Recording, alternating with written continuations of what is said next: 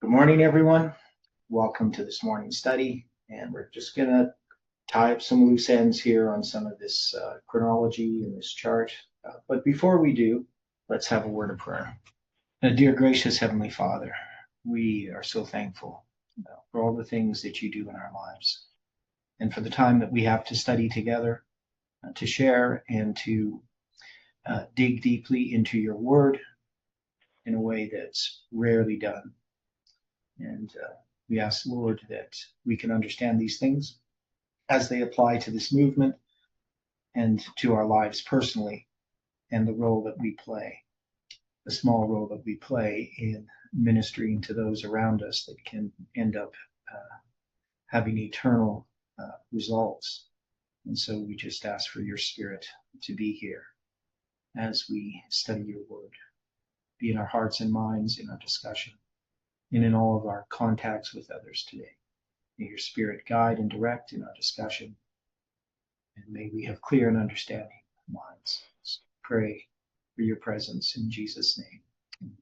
Okay, well, I spent quite a bit of time looking at this, sort of flipping things around, looking at things inside out, upside down, backwards, just because every time I look at it, I always see something new. And this is pretty common with the message that we are a part of, that there's things to be gleaned.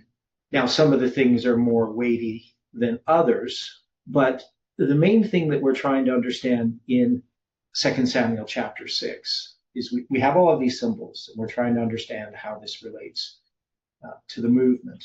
And I think that we've teased out many of these symbols, so we need to kind of do a review of them.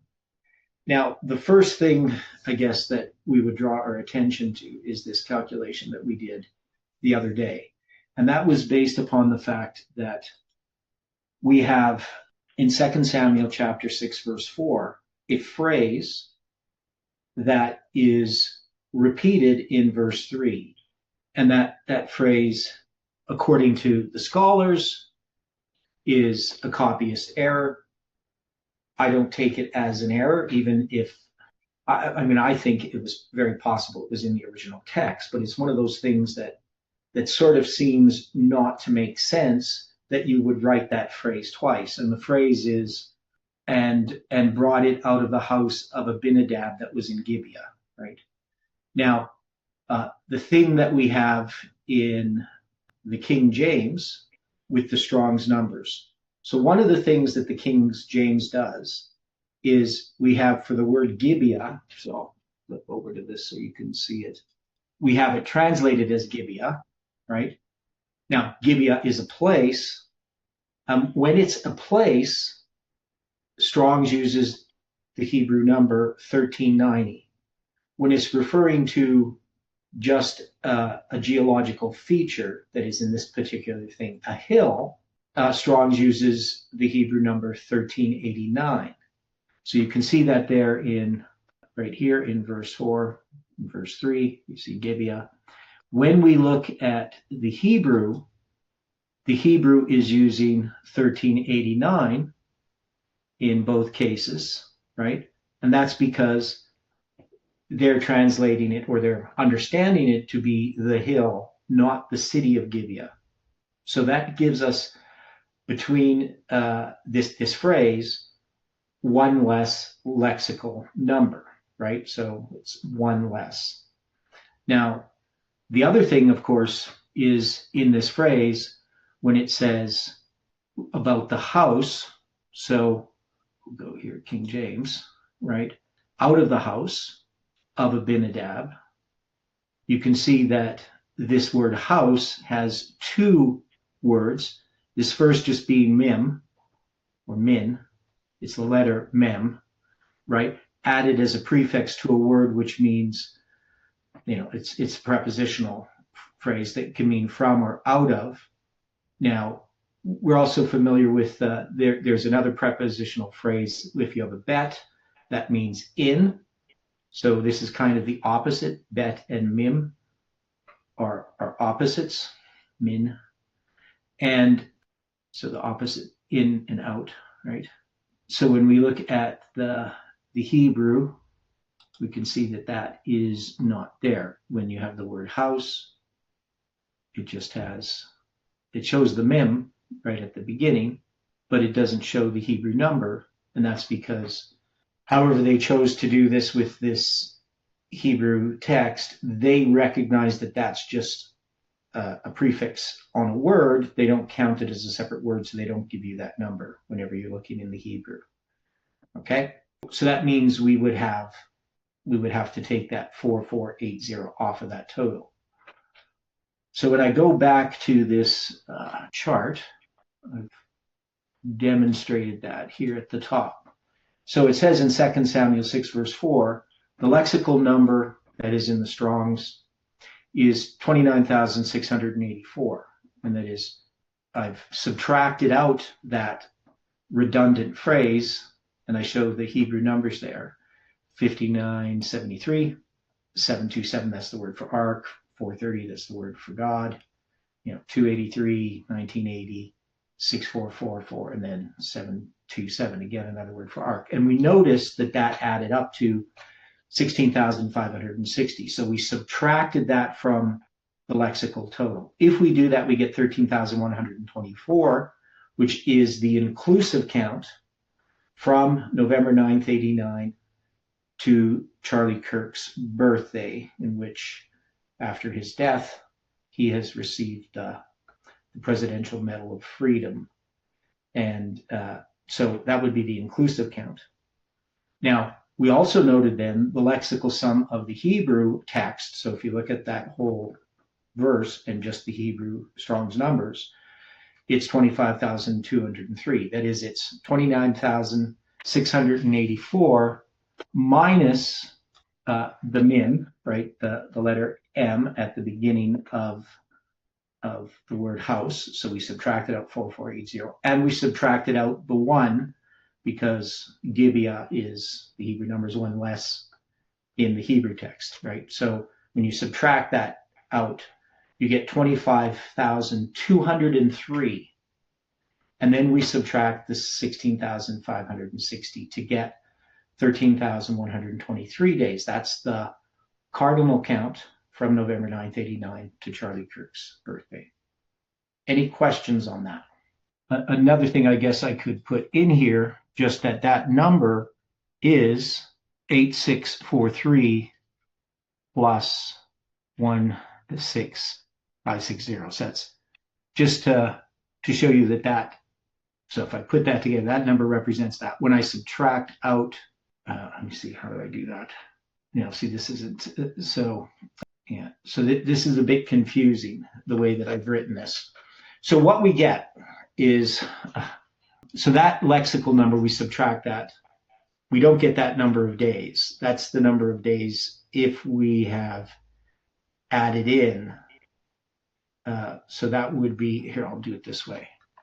I know, it's a little bit confusing, and I don't mean to confuse people, but, sometimes it happens.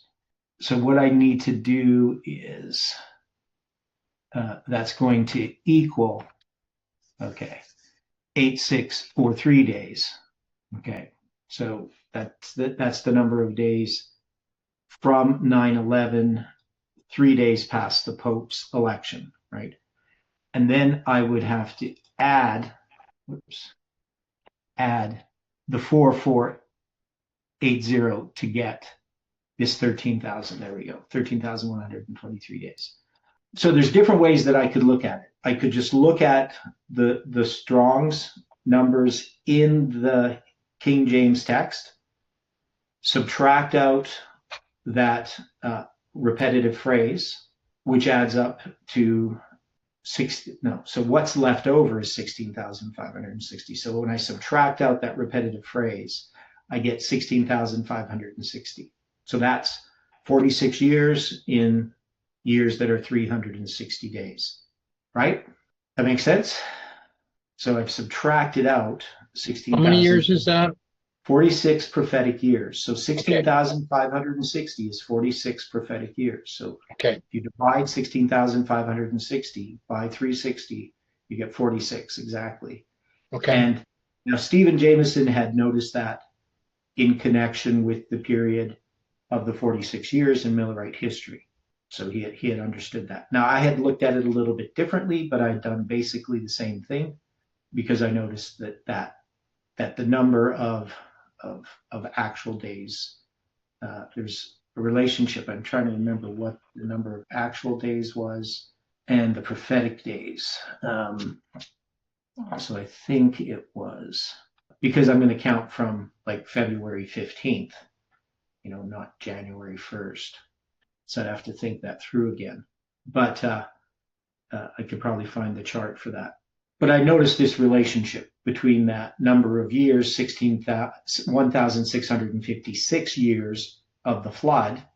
If you multiply that by 10, you get this 16,560, and that ties you to the 46 years.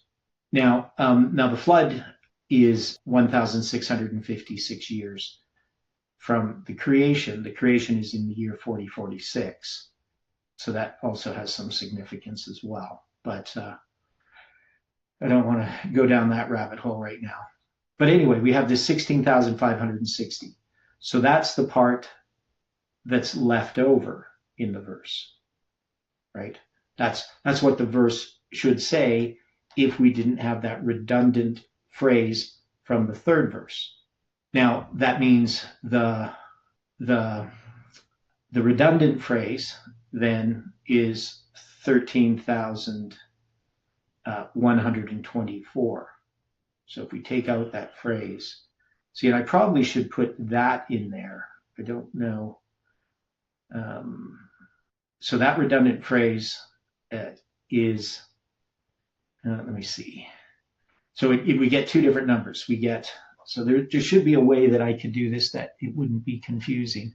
So we got two. So the redundant phrase, I guess the way I'll do this might be better. Okay, let's do it this way. So the redundant phrase is, in the King James Version, 13124. And in the Hebrew is 8643. Okay, does that make sense to people now? So if you add 16,560 to the King James, you're going to get 29,684. That's the lexical sum for verse 4. If you add 16,560, you get 25,203 for the Hebrew, right? So, yeah. So those give us two different spans of time, right? So the one span of time is from 9/11 to 3 days past the Pope's inauguration. The other one is from 11/9 to Charlie Kirk's birthday. Okay? Is any questions on that? I know I spent time thinking about it, so it makes sense to me. Anybody not understand it? Okay, we also have the fact that the lexical sum of the Hebrew text is 25,203. Is there any significance in that? So if we take 25,203, we can see that this is connected to the 2520. Can we see the 2520 there? 2520? Yes. Okay. Now, we know that the remainder of 3, so that is, it's 2520 times 10 plus 3. And the 3, we have lots of significance of 3. It can mean divine completeness. It can refer to a short period of time, 3 months, 3 days, right? So we've tied it in already. We have a 3-day period in there from May 8th to this date, which is 111 days from Trump's inauguration. That suggests us this January 11th date. Then that also gave us the 3 months, the 89 days. We also looked at there was 90 days from Charlie Kirk's assassination to the book Addressing the Sabbath coming out on December 9th. Then we looked at the October 14th date, 2025. It happened to be 4,680 days after the Mayan date. And we can see that that's the reversal of those numbers, with the 0 staying in the ones place.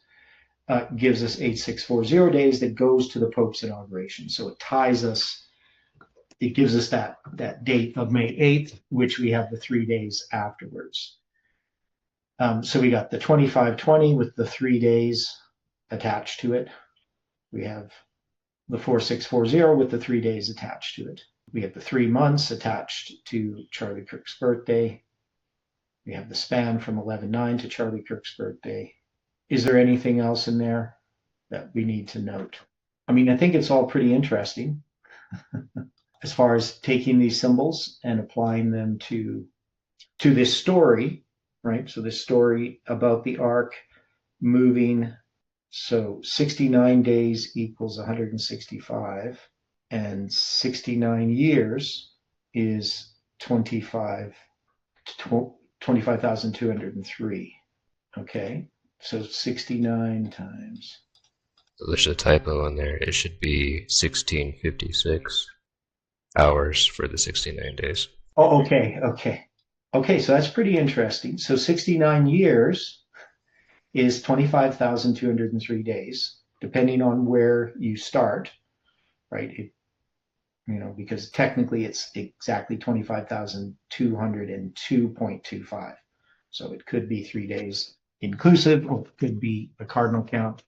25,202 would be a cardinal count in some cases, right?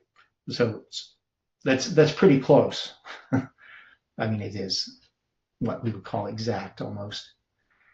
So the 1,656 hours. I was just saying from Jeff's birthday to 2020 would have been 25,203 days. Okay. Yeah, so Jeff's birthday in 2020, yep. November 7th, 2020. So Jeff was turned 69 in 2020. Okay. And then we just have the 1656 you're saying was 69 days. Yeah, so in hours. So that's just that number divided by 24 is 69. Okay. Now, do we have 69 days anywhere? What you're doing is you're taking that number, you're taking the 69 years, a day for a year, and then that ties us to that symbol. So what we're saying is the number 25,203 is tied to the number 69, because that's 69 years. And if you took 69 days, it's going to tie us to this 1,656 number, because that's the number of hours in 69 days. Is that clear to everyone? So there's a lot of symbols here. It's kind of amazing when we dig into the text, how many symbols we find that are all tied together. That is what we call wheels within wheels. That is, there's an interlocking number of symbols. It's not simply that we find some coincidence in a number and we attach to it some subjective idea or connection. These become very objective symbols. And some of these things are noticed by looking at what people call an error, right? So that is, when we look at this text and we see this redundant phrase, the critics, I'm not saying that they're the critics necessarily of the Bible, but they're critical scholarship, the type that will look at the Bible and find errors, says, oh, well, this is a copyist error, right? But is it an error? Even if it is an error, even if some copyist somewhere at one time repeated that phrase mistakenly, if that was the case, it's still not an error in that it's providential. Now, there's no way to prove that it's an error. It could very well be that that's just the way they wrote it, right? And maybe it was and when we look at these books and how they were put together initially, these often are put together by a prophet, a group of people sometimes, putting together this history, taking what they know. And so there could be, two different original texts that they use to put this together. I don't know, right? We just don't know the whole process. There isn't the prophet Samuel writing this out, because he's passed away at this time. So somebody's writing this out. Who exactly, we don't know. We know Chronicles is put together by Ezra, but First Samuel and Second Samuel and First Kings and Second Kings, we don't know particularly who wrote them, right? But the point that I make here is that God in his providence has guided the writing of his word and has placed this redundant phrase in this text. He's also guided in his providence the Hebrew numbers of the Strong's Concordance, which have been added to this text for us to conveniently find the original Hebrew word, even if we don't read Hebrew, right?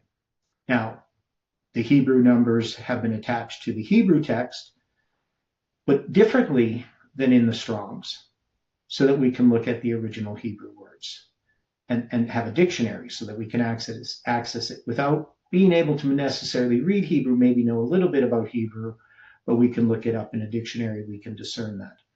And so in all of that, God has given us this information that solidly ties us to this narrative, this story, and amplifies things that we have already seen about this text, right? That we've already understood.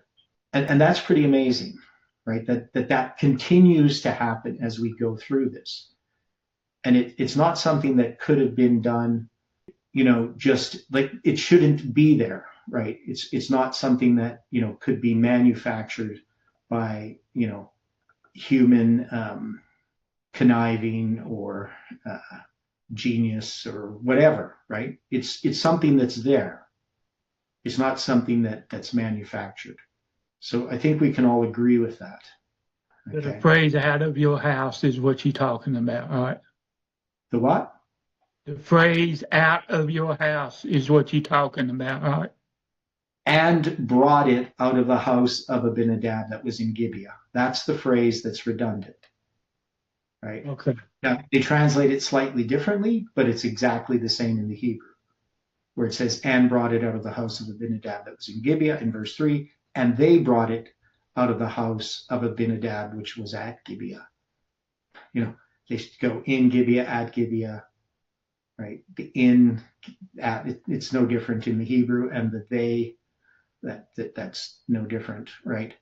So the Hebrew phrase is identical, and it's redundant. It's in both verses, and you could easily take it out of verse 4, and you lose nothing, because it would just go, and Uzzah and Ahio, sons of Abinadab, drave out the new cart, accompanied the ark of God, and Ahio went before the ark, right? So if you just take that phrase out of verse 4, and that word accompanying could be just translated with the ark of God. So they drave the new cart with the ark of God, and Ahio went, Ahio in Hebrew, went before the ark, right? So that phrase, that what the commentaries all say is, must be a copious error, because there's no reason that it would be there. And it doesn't really grammatically make sense to be there.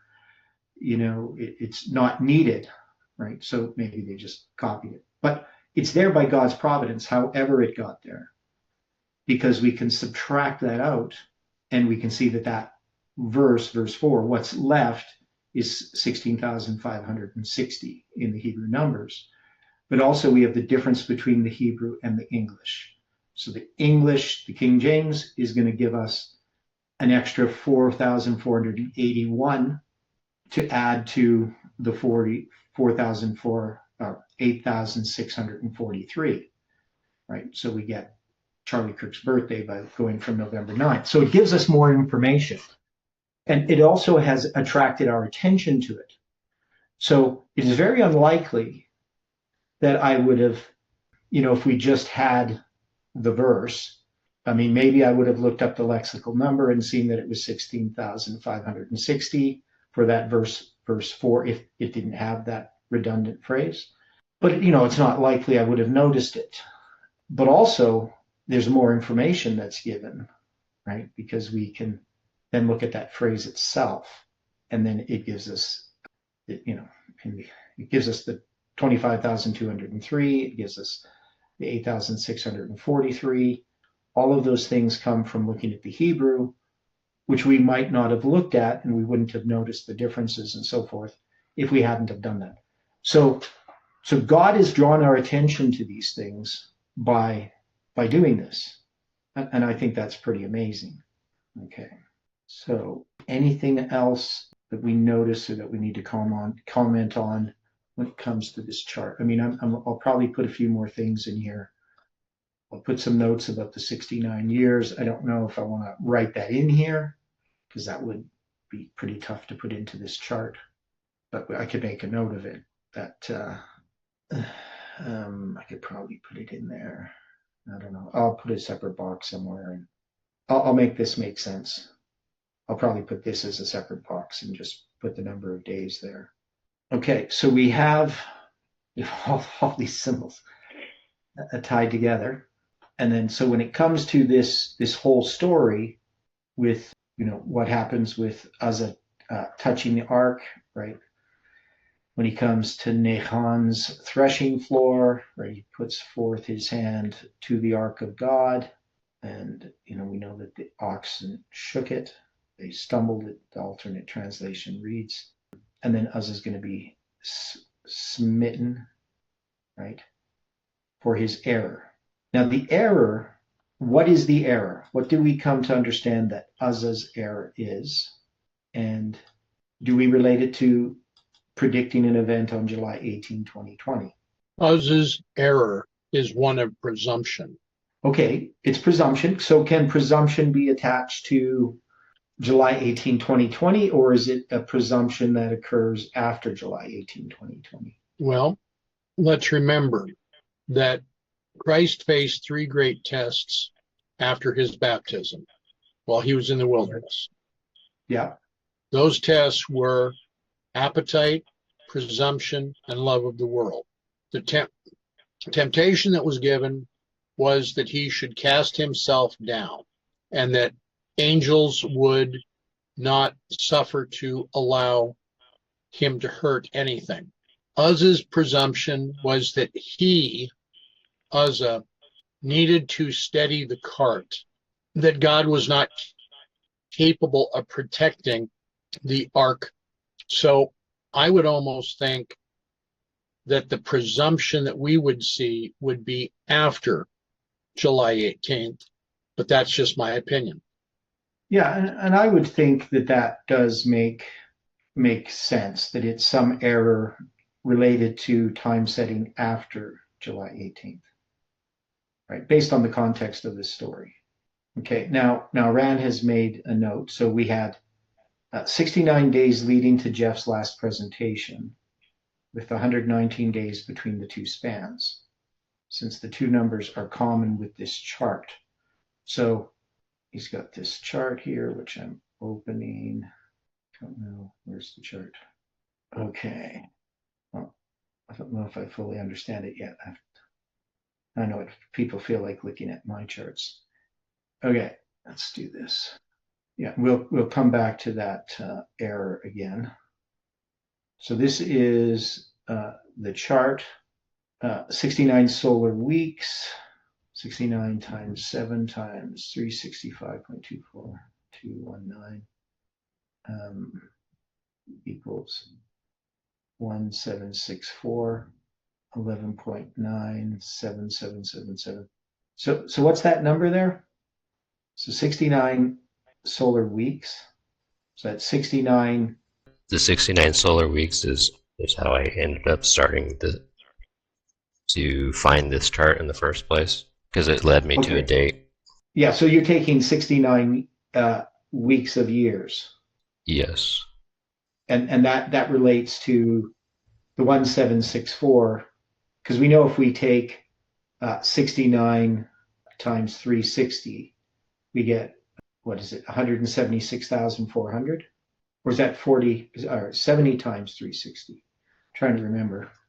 Yeah, because if you take the 70 weeks times 360, you get, no, so it's not 70 weeks, it's times, so you get 176,400 is if you take, that's 400 and 490 prophetic years, right? So 490 years times 360 is 17640.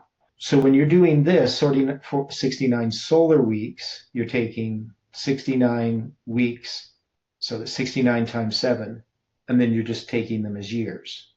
So that's basically, and I have a chart on this as well.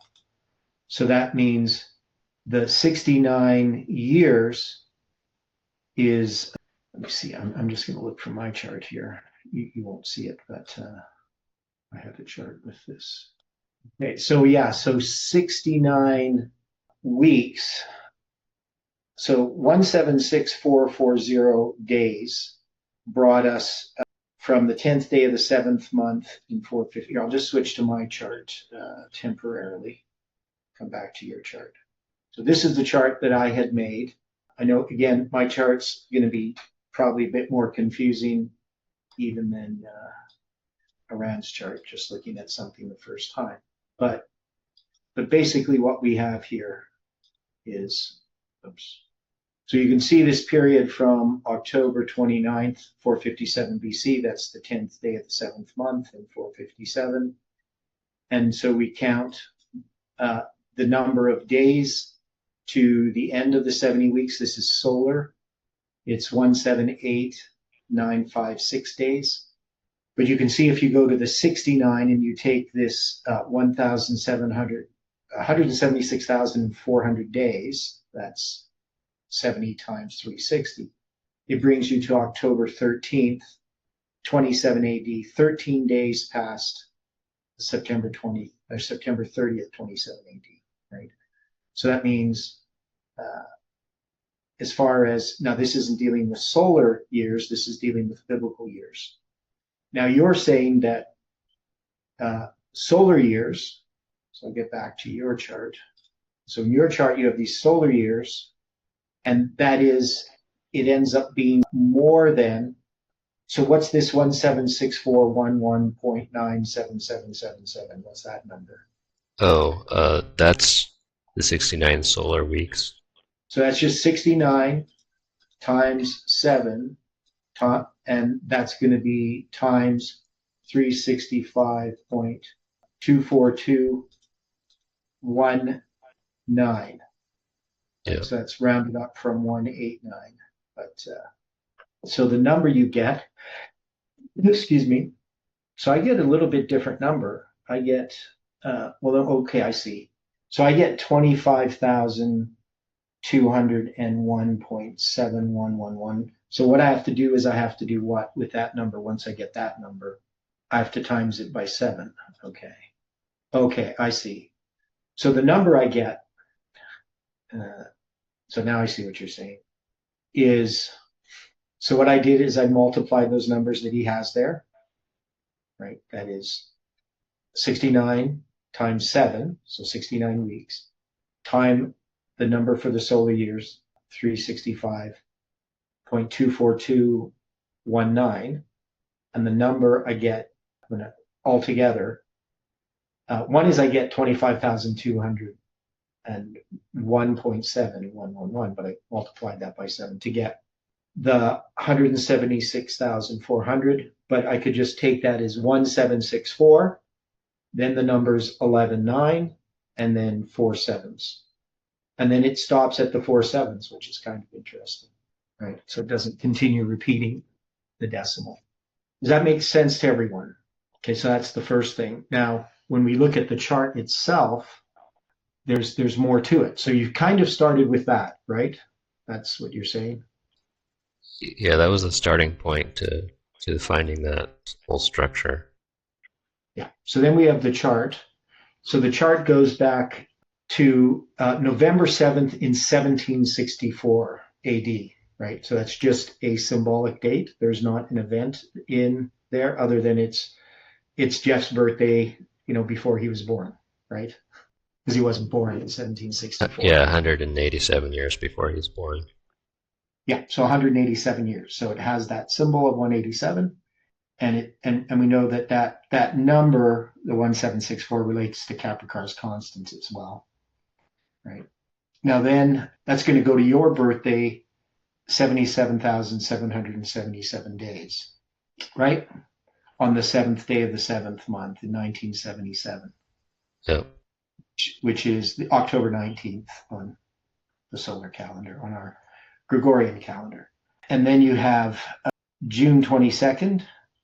So there's 26 prophetic years to June 22nd, 1977, and 119 days to your birthday, and then 19 days to Jeff's birthday.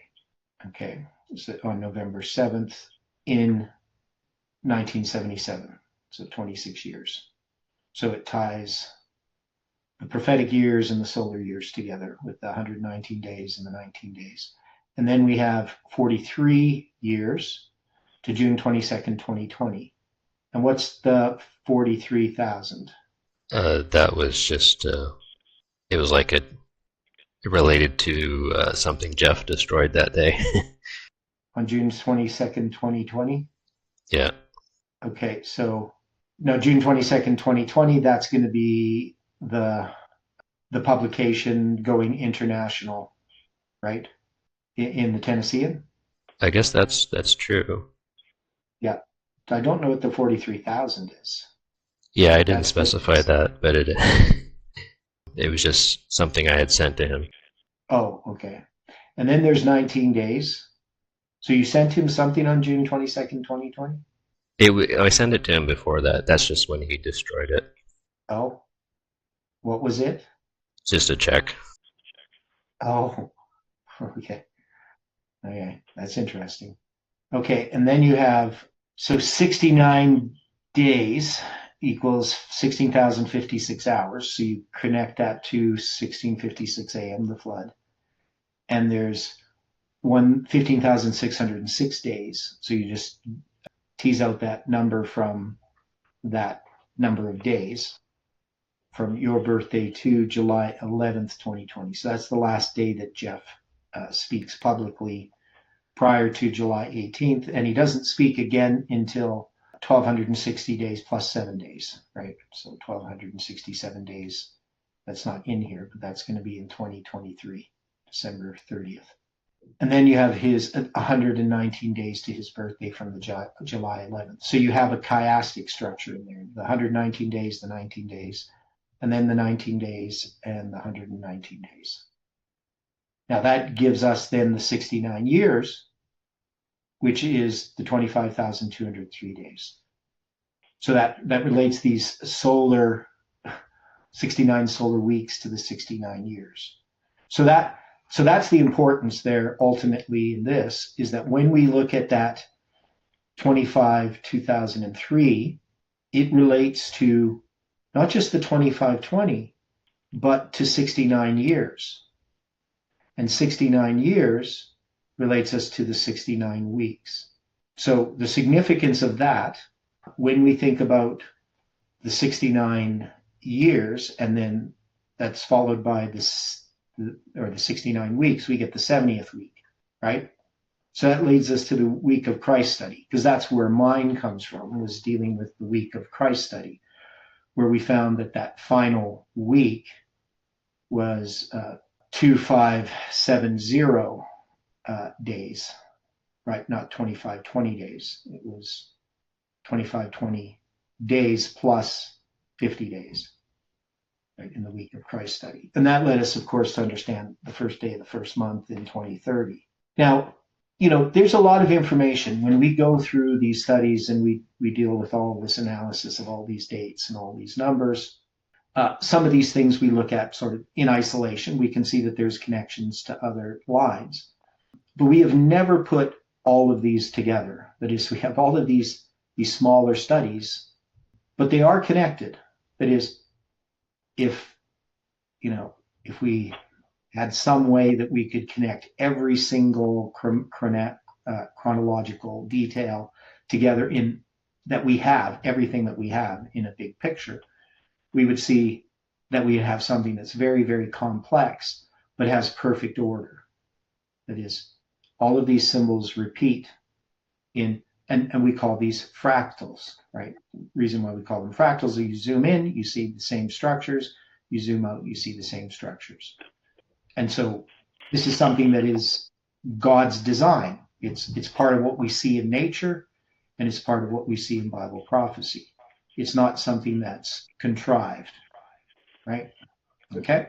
Yeah, that 1764 that's the year when they passed the Sugar Act. Yes, I believe it was because I have a chart dealing with that. Was that on November 7th? The reason you got November 7th there, or was it just? I don't think it was on November 7th. I don't think we had an event for that. We just had the symbolic date. I know I wrote about it somewhere. I can't remember if it's in my charts though. Yeah, I 'Cause it think I came read with- it on this. I just got through looking it up. I think it said something about the sugar, and I don't know if it says Salt Act or something. Yeah, now this is part of, like, I know the repeal of the Stamp Act was 1766. Do you got the date? What do you got? It's I got 1764 is the Sugar Act, and current act to raise revenue for the American colonies. okay. That was passed by the British Parliament on April 5th, 1764. And That's interesting. I don't know. April 5th reminds me of something. Yeah, the 5th day of the 4th month. Yeah, on April 5th, 2030. yeah, 2030. Yeah. So see something here. Okay. Now just seeing which day of the Jewish year it was. It's going to be the third day of Nisan in 1764. I was wondering if it was going to be the first day of the first month, but it happens to be the third day of the first month. So it's 2 days off from in 2030. It's interesting. Okay, so yeah, but we also know, of course, that that's related to the 69 or the 70 weeks. So 70 prophetic weeks of years is 176,400. So it was just interesting that we can, with that symbol, we can get to the beginning of the 70 weeks and we can get to the end of the 70 weeks. Now, I just want to, I know a lot of this is basically an aside, but I just want to deal with this chart that I was showing you earlier. So this one with the 69 weeks being, or the 70 weeks being 176,400 days, and going to October 13th. Now, one of the things we have is we have that week of Christ starts with the 10th day of the 7th month. But 13 days after that, we have October 13th. That's because September 30th is the 10th day of the 7th month. And, of course, we know 13 days represents 1,000 or 18,720 minutes, right? That's 13 times 1440, right? So, which we know. So that number, 18,720, is represented there.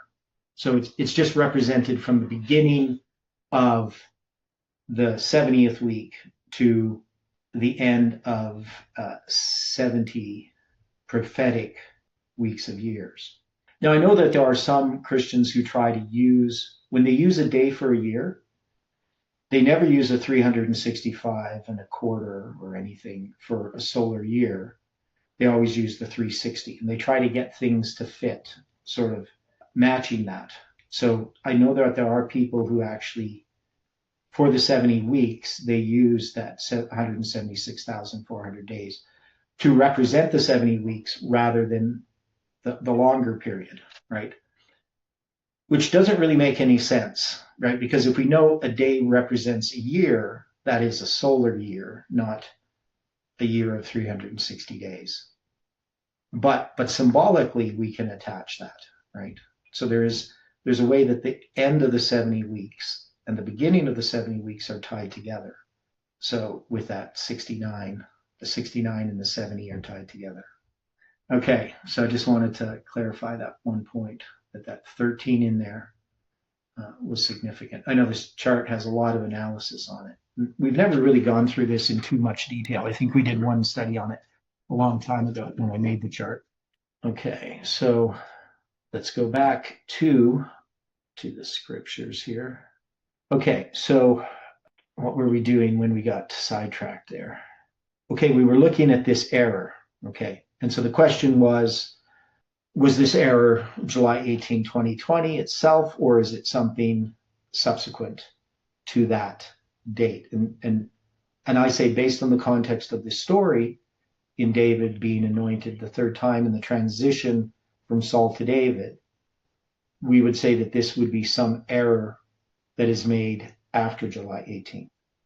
Now, particularly this error, because of this, right, this error, we're going to have Uzzah died. And then David, who represents July 18th and Christ's leadership, is displeased because the Lord made a breach upon Uzzah. So we have it says here that God smote him there for his error, and he died by the ark of God. But then we have that this is a breach upon Uzzah, and the place is called Para Uzzah to this day, right? So we have that reference to the breach, which we had in chapter 5. And so we've noted that. Now, David being displeased because the Lord had made a breach upon Uzzah, and him calling the name of the place Perez Uzzah, what would be the significance of that? Now David being displeased, it's not that he's displeased with the Lord, right? But the idea is here he's angry or incensed. He's the word means to glow or to grow warm, to blaze up. So it's not like, I don't think it's that David's mad at God, but he's mad at the consequences. Okay. So what would that mean? That David's unhappy with the consequences, and he's going to be afraid of the Lord, right? So his displeased, I think his anger, his disappointment is in the fact that he can't bring the ark into Jerusalem, right? So he's not angry at God, he's angry at the situation. It's a type of disappointment. Is it so much a disappointment, or is he having to examine his own heart? Okay. Well, when it says David was afraid of the Lord, that word yare, it means to fear, morally to revere, causatively to frighten, dread, reference, right? So I think here, this would be a type of recognition of his own sin, right? That is, he was too casual. Ellen White actually specifically refers to this, that he now takes much more seriously obeying God's law, right? So his displeasure is not with God, but with himself. Would that be correct? I would have to believe so. Yeah. So I think he's angry with himself, right? Because he's, in this case, fearing God. So he's not angry at God like God did something wrong, and he's now angry and upset with God. He's angry with himself, and now has a greater reverence towards God's law in this context. Now, in trying to address David being July 18th and a symbol of Christ's leadership, the way that I would look at it is that our understanding, our studying of these things is giving us a greater reverence for God's word and helping us recognize our sin, our personal sin, which for some people, they want the sin that is, predicting July 18th altogether as the sin, which we don't think is something that we need to apologize for or confess as a sin, right? Because it's not.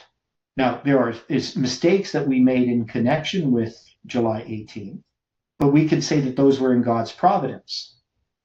Just like the Millerites did not need to repent of October 22nd, 1844. You can admit that you didn't see something, but it's not the type of thing that would be attached to us as a sin. But there could be in how you relate to October 22nd, if you actually say, we were misled, and try to pass the blame on someone else, as people try to do with July 18th, that would actually be the sin, right? or to misuse, even if you believed October 22nd, 1844, but you continue to time set using that, that would be an error that the Millerites did. And we've seen that error within our movement for those who continued to not just put dates in the future, but to try to attach events to them. Because we have dates in the future, but we're not time setting.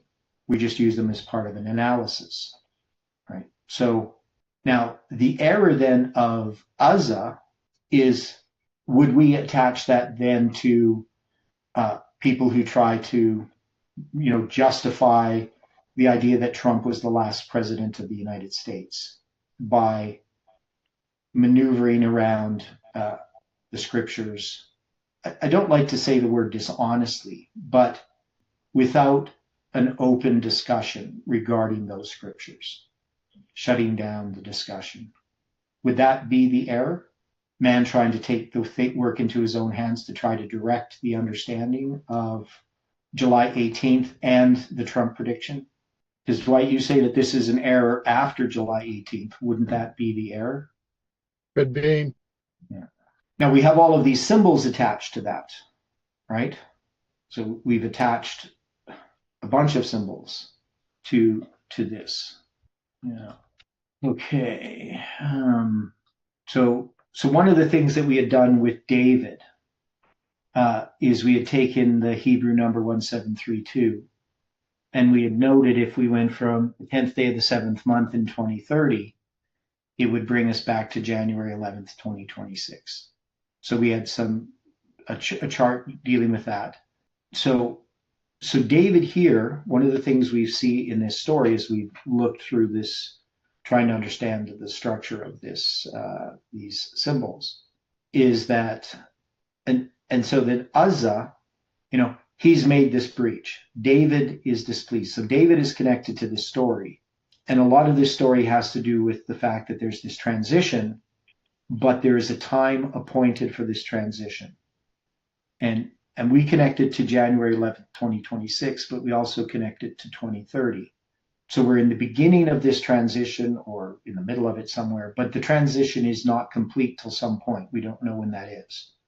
But we know that David is then going to be delayed, right? So he has this, he wants to take the ark to Jerusalem, but there's something that delays that.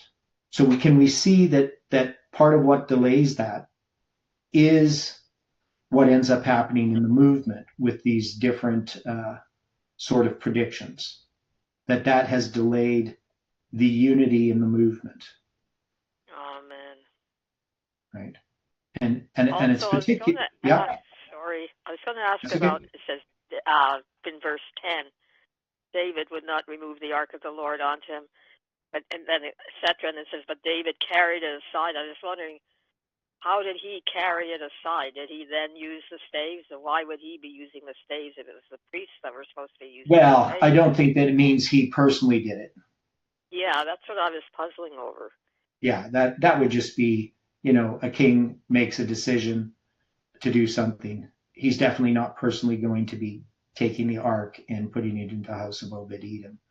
And, so this word here, natah, to stretch or spread out, it could mean delivered, lay, let down, outstretched, overthrown, pitch, prolonged, away, show. There's all kinds of words that could come from it. But just the idea is that David's not personally going to do that, because he would not remove the ark of the Lord unto him in the city of David. Well, obviously he personally doesn't do that either, right?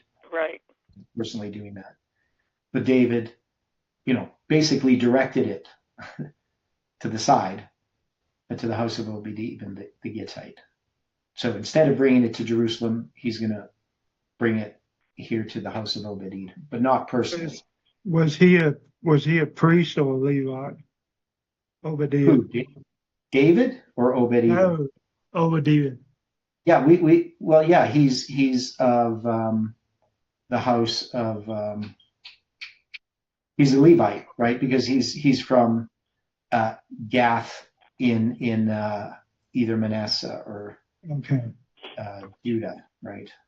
I can't remember the name of it was it was a city of Gath in, what was the place? What was it called?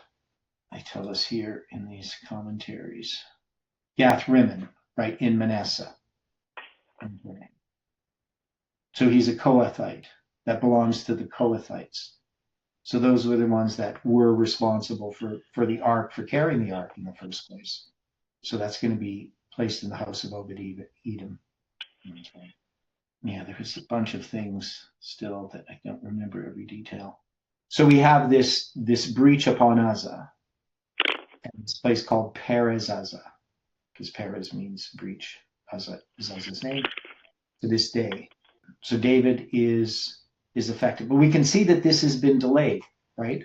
That this removal, and it's when they came to Nachon's threshing floor, and the idea of Nachon, right? Because that's this word Nachon means prepared, and it comes from 3559 kun.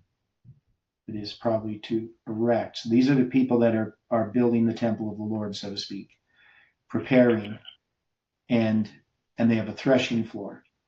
So we would connect that to the study that we're doing. So when they come to Nachon's threshing floor, Uzzah puts forth his hand to the ark of God. So that's people within the movement trying to direct what's happening. And that's because they had put it on this new cart led by oxen, not following the directions that God had given.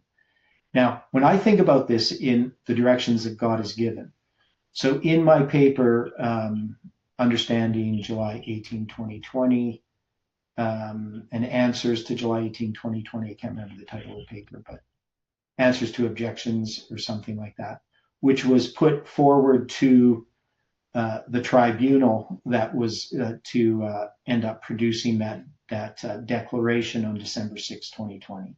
I make it clear that what we had to do was follow Ellen White's counsel and example in 1850, right? So what they're going to do to understand their disappointment was not to set up, the people who set up the tribunal in Millerite history are those who have that conference after the disappointment and basically renounce October 22nd, 1844, right? I can't remember if that's in 1849, I think it is. Do you people know what I'm talking about? That they're going to want to renounce? explain it. What's that? You might want to explain that part. Okay. What was the name of that conference that they had? So it was like an Advent conference. Let me see. Let's see. I just can't remember the name of the thing. So numerous Adventist conferences were held in 1849. So let me see. There's one in April of 1849 at Brother Harris's home. Okay. I'm trying to see. Okay, so some of these are ones the whites were involved in. It's it's 1845. There was the Albany Conference in 1845, April of 1845, sometimes called the Albany Adventists. So I'm just reading here. It says one of the most significant conferences took place in Albany, New York in April 1845. The group that emerged from this conference, sometimes called the Albany Adventists, affirmed their faith in the basic tenets of Millerism, but rejected specific future date setting. The group that would later become Seventh-day Adventist Church did not renounce the 1844 date. Instead, they reinterpreted the prophecy, concluding that something significant had indeed happened on October 22nd, 1844, dealing with Christ being in the heavenly sanctuary and the final work of atonement beginning then. Okay, so we have the Albany Conference. That's the one I was thinking of. So we could parallel that to what ends up happening shortly after July 18, 2020. So you have I don't know what you call it, the Arkansas Conference, but they have a tribunal. They're not really looking openly at this issue. They've already decided the outcome of their study before they even begin, right? So what I'm saying is that this coming to Nachon's threshing floor. So I'm just saying that relates in some way to that history in the studying. So the studying that happens. So Nachon's threshing floor being basically the study that comes, that lays out the prerequisite to understanding the error. That is, we need to follow the example of the Millerites, who later became Seventh-day Adventists, and not the example of the Albany Conference. So then you're going to have Uzzah have his solution. So this is somebody trying to preserve July 18th, right? This is not the Albany Conference. Uzzah wouldn't be connected with that. It would be people who continue to time set or to justify the previous prediction. Because one of the things about the Trump prediction is we had this thing that Trump is the last president. And that's what was trying to be preserved, that Trump really never stops being the last president.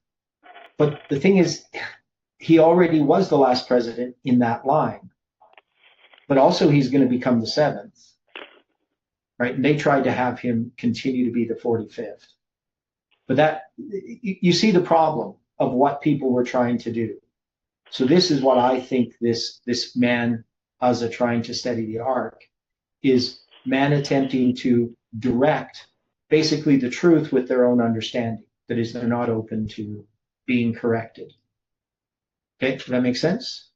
So the error is, so if Uzzah dies and David is repentant because of his part in that, that is, he sees some of his own weaknesses, is that he's caught up in that. Now, have we made mistakes, this group personally and me personally, after July 18, 2020? And we would have to say yes, right? None of this is a justification of self, what we've done in trying to be corrected. We've sought to be corrected, not to correct, if that makes sense to people. We haven't taken control of the movement and dictated to other people what they should believe, or shut people out who bring up objections, separate from our brethren because they disagree with us. We're just looking for the truth, but we have made mistakes, right? So what is it that David is seeing? If we're going to equate David with this part of the message, what is being corrected? Is there a clear understanding of the dangers of time setting? Or is there something else? Is it just to deal with our personal lives? Has to do with the criticism of our brethren? What is David seeing when he sees the judgment upon Uzzah that he didn't see before? I mean, he's going to be afraid of the Lord. He's not going to remove the ark into the city of David. He's going to have to wait for the 3 months, right? Obed-Edom is going to receive this blessing. Now, in some ways, we have Nachan's threshing floor. So we're saying that is the principle that was put forward in the spirit of prophecy on how we were to study together. A part of the movement, we'll call this Uzzah, tries to steady the ark, right, at that point. And then we have this other point where we have Obed-Edom. So that would be the part of this movement after the separation happens between our study group and the Canadian group and the American group. That's where this blessing comes in, because after that point, we start receiving all kinds of light. Is that the 3 months as a symbol? Now, we know we have attached it to periods of 3 months in our history as well. But you see what I'm getting at? Hopefully.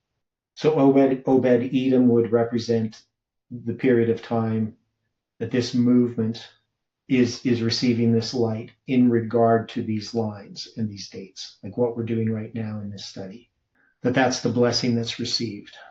But that ark still has to be moved to Jerusalem, right? And that's what we're looking for, is we're looking for these truths to be more broadly distributed, so that we're not just receiving this blessing that other people are. We're glad to have the blessing, right, of all the things that we've received. But ultimately, David is going to remove that ark to Jerusalem. And so Jerusalem represents what? It's obviously not the Seventh-day Adventist Church organization in this case. But are Seventh-day Adventists going to receive or have to receive some message connected to July 18th. I don't know if that means July 18th itself that they come to recognize it. I'm not sure how they would do that. But you see what I'm saying? Anybody want to comment on that? So you were saying Jerusalem represents the Seventh-day Adventist Church. Not the organization, but just Seventh-day Adventists. So Okay. Seventh-day Adventists need to accept this message of David, Christ's leadership, which Yeah, we they need connect to to. July 18th. Yeah, they Yeah. need to. Whether they do or not is a different story. Well, they have to, Yeah. because the ark moves from the house of Obed-Edom to Jerusalem, Right. right? So that has to happen. And David represents Christ's leadership. Exactly what that, I mean, the ark is the two tables, right? So that means there would be an understanding of Millerite history. But the key to understand that is the message that we've had in unsealing the seven thunders. So now we understand Millerite history. And that's the message that has to be given to Seventh-day Adventists so that they can understand that Adventism is placed upon a solid foundation. I would think that that's necessary. I don't know how Adventists could stand at the Sunday law without understanding the foundation of their message. There's too many ways that they've already been deceived, right? Right. So I would say that they need to be able to see that Millerite history is correct. Okay. So we just got a minute here. Any final thoughts? Okay. Well, let's close with prayer. Dear Father in heaven, thank you again for the time that we have had, and I just pray for your blessing upon each person who is examining their own hearts and recognizing their sin and their need of you, and that the study of your word should reveal to us both your righteousness and our unrighteousness and your ability to save us. So we just pray your angels will watch over us, that you'll guide and direct us in our personal study, and that you'll bring us together again to study your word. This is our prayer in Jesus' name. Amen.